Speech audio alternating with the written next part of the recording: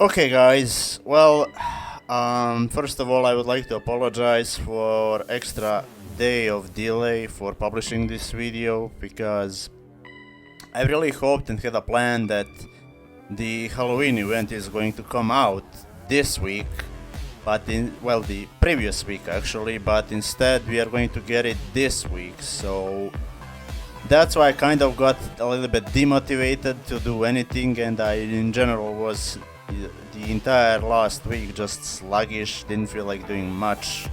So that's why I was just not really in a mood to film anything, but we are on board back with another video, which this week it will be probably most requested video so far that I've had from my community and people that contact me daily, which is, as you can see from the title, defenses and how they work, what the percentages of activations are, and everything about that. So, first of all, we have to divide defenses on two categories. It is physical defense and magical defense or elemental defense. So, your physical defense is this defense, which covers any damage you receive from physical hits. So physical hits you can see a lot in caves, in mobs, also when you get hit in duel from a, let's say, white number. Those numbers are physical hits, so that defense works for those type of attacks. Elemental resistance or elemental defense works for magic attacks, which again you can mostly see in caves as well. Well, not that much in caves because most of the mobs and bosses are pretty much 50-50 or 60-40 towards the physical defense side, but in duels in general the highest priority is elemental defense. Now, first of all, I've had a guy that I've contacted. I'm decent with him for years.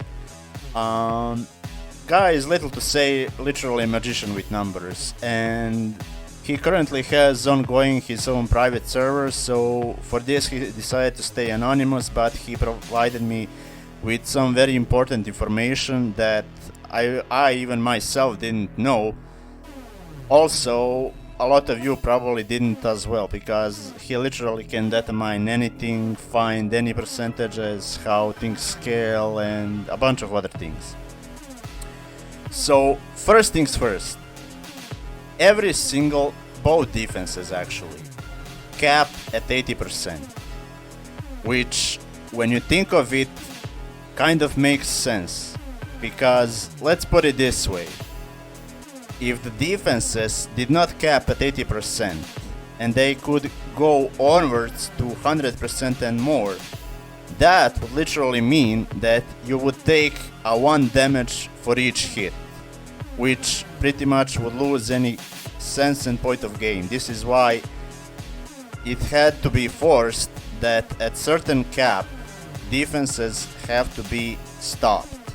So maybe in numbers you can see, like physical defense, let's say you can have 81%, 82%, but those extras, I will explain just in a little bit how it actually works, gets converted. So in base, if you reach 80% or more, you stay on a cap of 80%. So no matter how much more you can go surpass in both defenses, both will cap at 80%.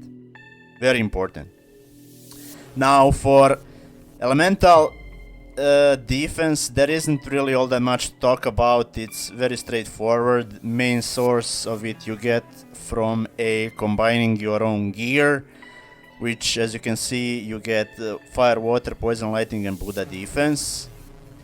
Now, of course, this matters a lot, as I mentioned, especially in duels. So whole point is, the higher you have the plus on your gear, the more elemental defense you're going to have, which is common sense by now. Now, of course, there are other ways that you can get a elemental defense via elemental defense buffs. There's also fishing buffs for increasing the elemental defense. Then there's also all the amulets and new rings, they also give elemental defenses. So basically, you really have ways to increase your elemental defense. Now, for monk and assassin wise, especially those two classes, they even have a skills, which in monk case is a Buddha shield, which I've already went over in one of my previous videos where I explained all of the flaws that monk has and how ridiculous it is, only that it decreases only 187 magic damage. So this is a way for monk to have a little bit of extra elemental defense. However, for assassins, they end up being the class that has the highest potential of having the highest elemental defense, which is via their array flex skill elements array, which at the maximum enhanced level increases total of 4881 magic defense, which corresponds to around 6 to 7% in total. Of course, it depends of your plus of gear, because the higher plus you have, the lesser bonus will scale down, so you have to be mindful of that. But around the maximum level, it's about 6 to 7% when you use it.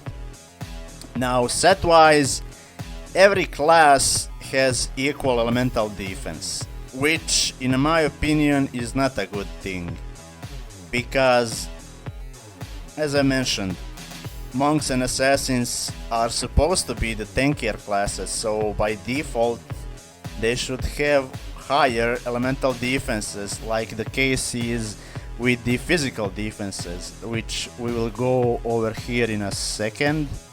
We'll take an example from a PvP shot. So, as you can see, let's take for example arm guards.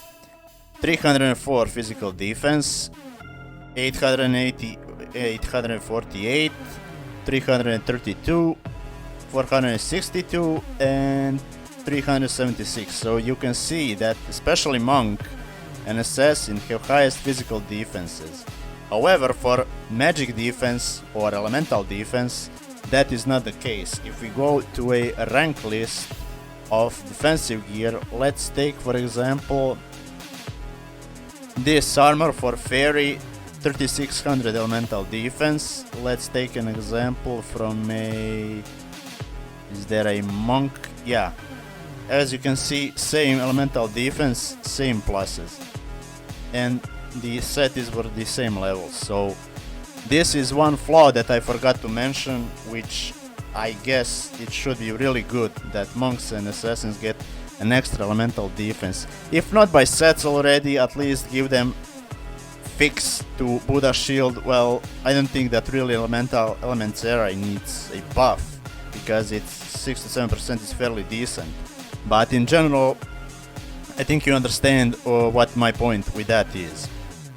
So when you calculate the overall damage absorb, the first thing that a guy revealed me, that provided me with information, the first thing that calculates is actually elemental defense.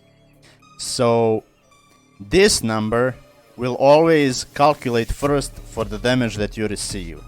After that, it comes in a damage absorb aspect, which you only get on a armor, arm guard, and boots. And those effects start to get from +1 on your gear and onwards. Those three parts, boots, not boots, belt, cuff, and kneeped do not possess any damage absorb. So you need to be mindful of that.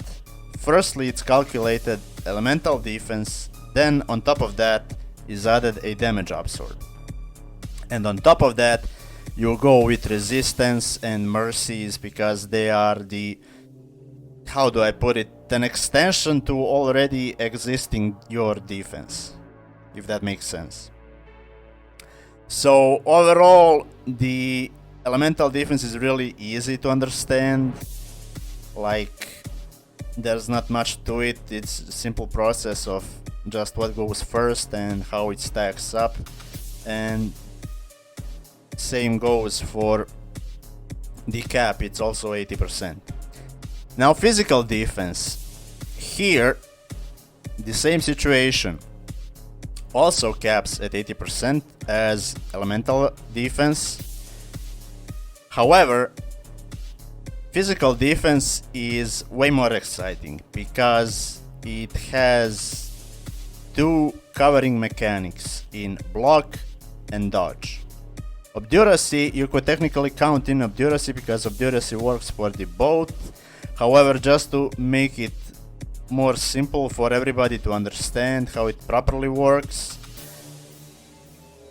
this physical defense is covered via your block or your dodge. So, when you calculate your defense, your physical defense will always trigger first, so the same case is elemental defense. However, after that comes in block and dodge calculations. Now here is where it gets interesting with numbers and how the things actually work. So, I've pulled out the information that the guy provided me with, and I've divided it into small sections, so we will go over through them and explain them how they individually work. So, first of all, what we have here is physical defense caps at 80%. We have already explained that. Block also caps at 80%. And same goes for dodge. A lot of the assassins can see that their dodge can easily, nowadays especially when the sets are higher and overall bonuses are just enormous, their dodge goes over 80%. However, as I've already mentioned, those extra points are not actually lost, they are just converted in a different way. So, what do I mean by that? Any extra percentage over 80 is converted into activation of one of the three triggers. Now you are going to wonder, what are those triggers? Well, those triggers are minimum block or minimum dodge, regular block or regular dodge, and complete block or complete dodge, which you can see, and I will do a little demonstration here. We're just going to lure a couple of mobs just to see what I'm talking about. I'm gonna even take off my weapon just in case. So let's just hit a few mobs here just to show you what I mean on. I believe this should be enough. So, if you can see, each hit here pops out even or actually complete block, dodge, complete dodge, minimum block, minimum dodge. So those are the triggers that I'm talking about. You have seen it probably a lot of times. Some people don't even pay attention to it because most of the players are mana characters and they are on distances from bosses sometimes. However, how today's meta has shaped, you end up tanking, so you probably see a lot of dodging. So, those are the triggers that get converted, well, those are the base triggers. So, as we can see, chance to trigger. So, we will take in calculation cap 80%. So, on those 80%, chance to trigger, let's say minimum block or minimum dodge, is only 7.5%. So out of those 80%, only 7.5% is a chance to trigger this mechanic. Regular dodge or regular block is 65%. So that means that minimum block or minimum dodge out of those 80 will trigger only 65% of the time. And complete block or dodge is going to trigger as well, same as minimum block and dodge, only 7.5% of the time out of this 80. Now, any extra percentage over 80 is converted into activation of one of the three triggers. So let's say you get 83% of dodge. It does not mean that your cap is increasing. Your cap stays the same.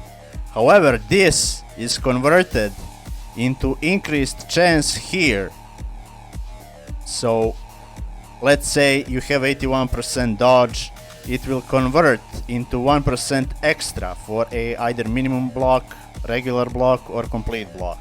If we speak of the monk, you can say apply for assassin in the other class. So it does cap at 80. However, the activation for those are alone get converted. So basically nothing is lost. The best example is when assassin triggers the hasty shoes, I believe. The skill is something like that. It's basically hasty shoes skill that increases your dodge for like 15 seconds.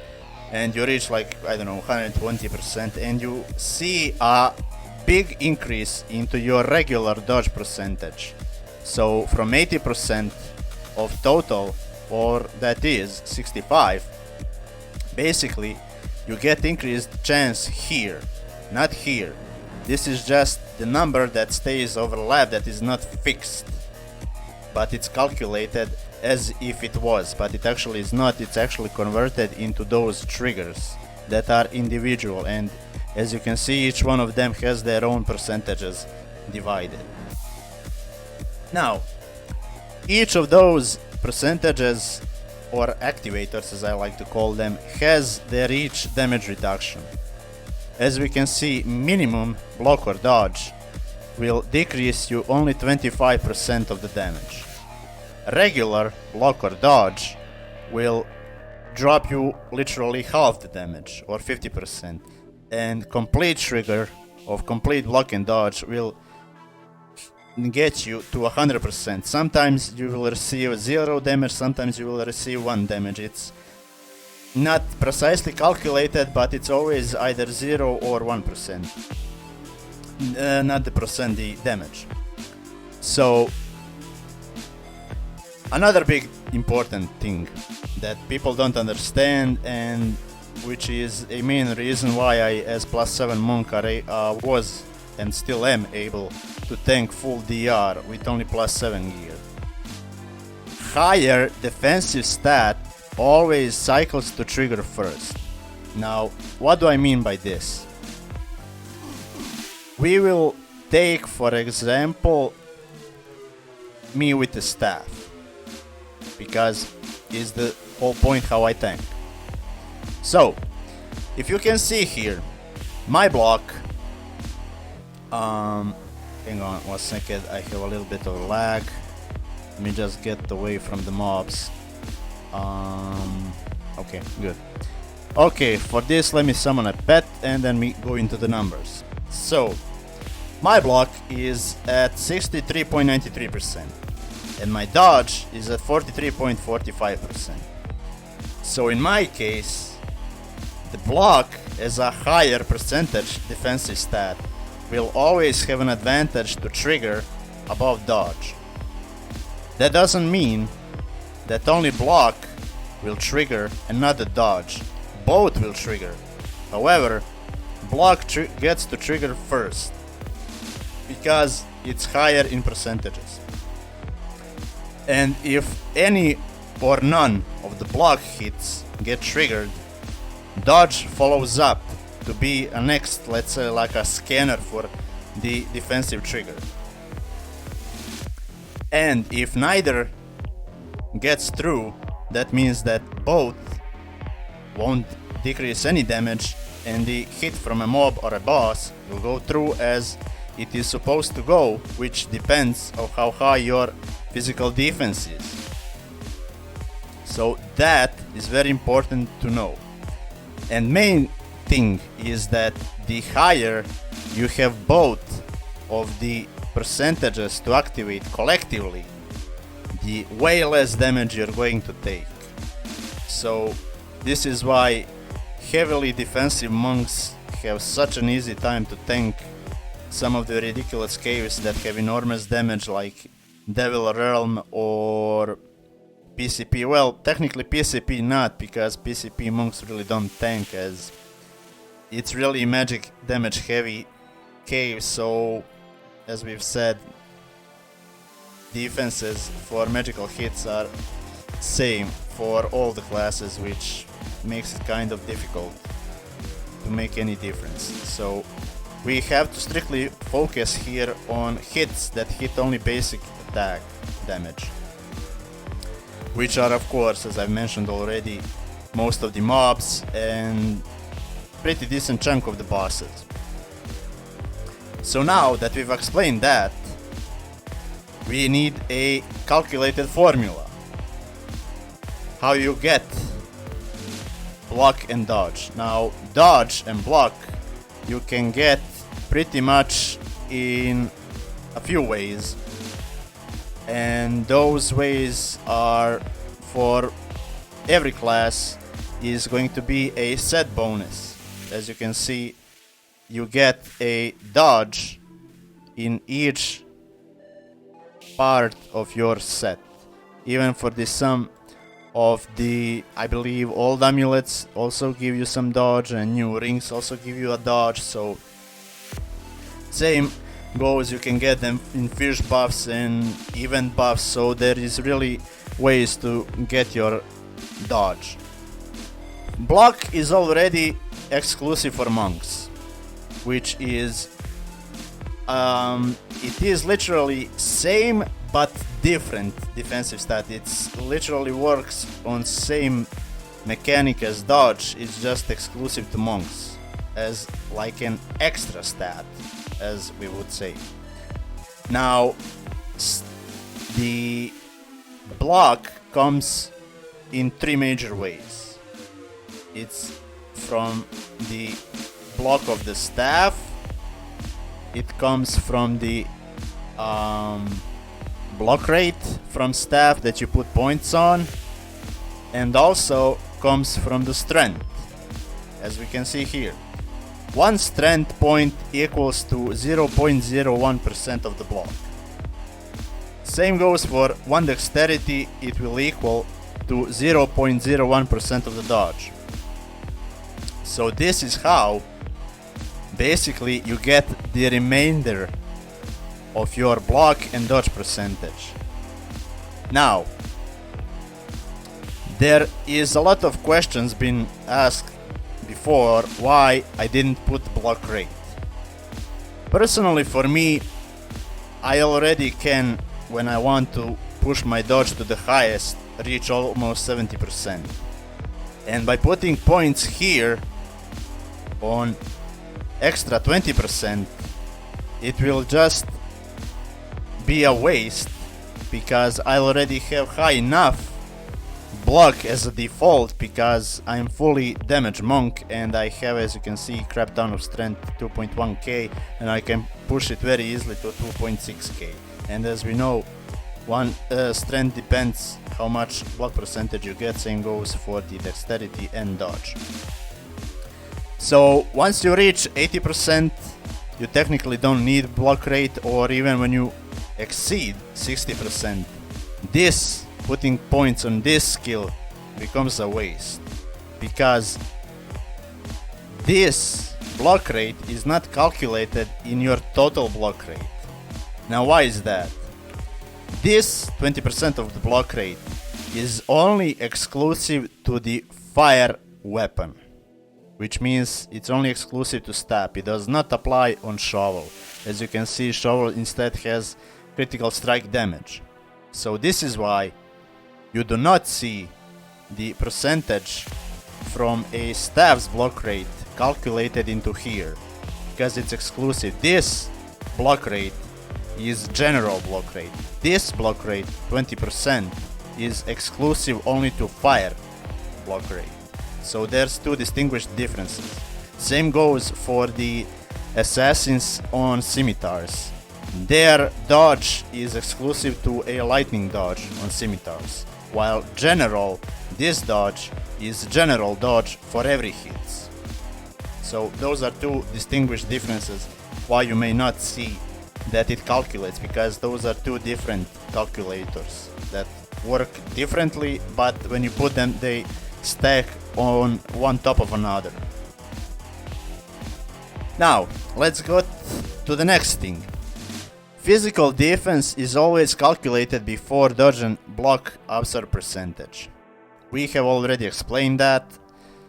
Again, defense is calculated first as percentage of damage that you are going to take, then the activators kick in, whether it's block or dodge, depends of course which one is higher. In most of the cases it's going to be dodge, as 4 of the 5 classes have mostly dodge. Only monks are exclusive to block. Well, not really exclusive, you will see what I mean by that, because there is a trick to it. Block and dodge together stack as defensive triggers. We have already explained that as well.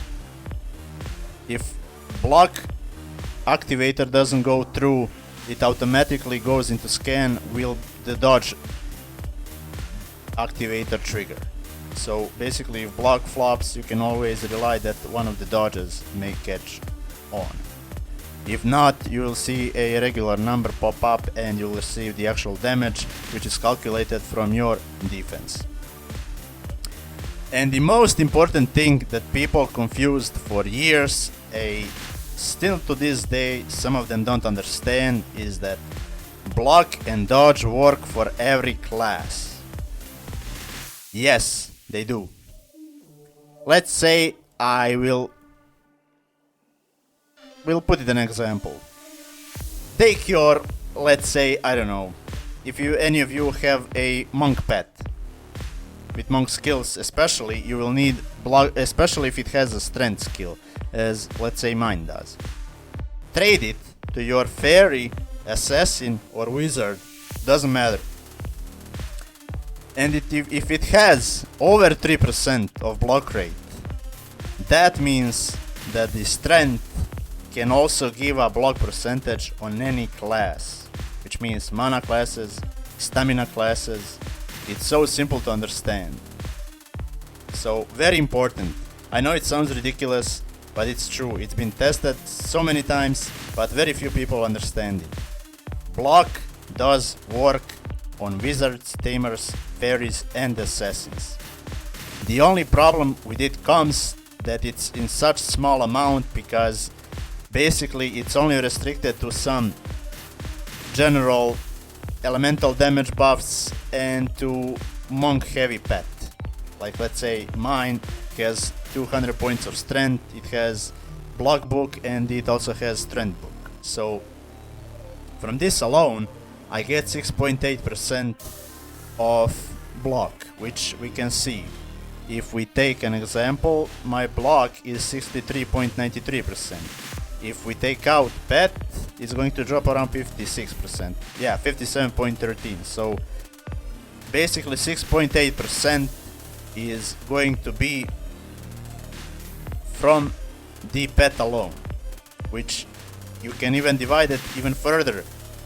If we take out the 3% of block from the skill itself, we stay with 3.8% clean, which is 200 points of assigned points from strength and 180 points from the strength book, which we can see that it gives here 180 points, and that's in total 380 points. And as we've said, one strength is 0.01% of the block, so the numbers add up and they are correct. Okay, well, this was a long one, I'm not gonna lie. There was a lot to explain, a lot to digest. I maybe forgot a thing or two, probably. If some of you have any questions regards of this, feel free to ask me down below. If I don't know information, I will ask the person that provided me with this info further to go a little bit even deeper if it's needed into a detail, but I believe this is already detailed enough, as much as you can. So yeah, not to prolong any further, as always, you know what you need to do: like, share and subscribe. Also share those videos that they get seen, and as always, have a good one and take care.